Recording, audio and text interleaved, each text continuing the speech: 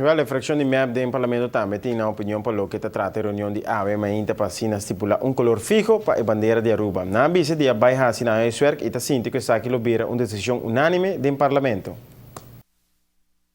O tempo de discussão está claro que o blauw, que nos bandeira Mr.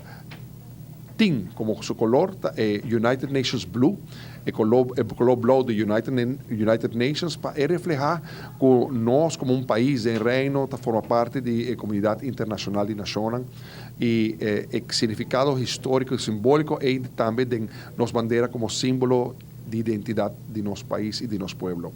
E a AUE, minister e diferentes comissões de diferentes assinaturas de governo na BIM e na definir e como uma proposta também que nós vamos aqui de transcurso de AUE no Parlamento, para nós poner paz na discussão aí. Well, el tiempo ya hay lanzada carga de decisión de con nos bandera nacional miserta. AVE parlamentario está contento que el Parlamento te vuelve a atender que asunto para confirmar entidad de pueblo.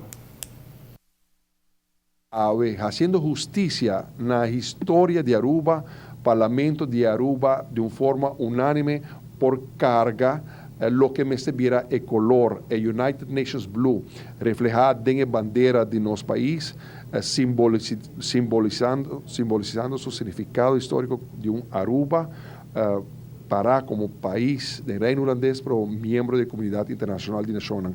Y me siento que nos está ganando en el rumbo ahí.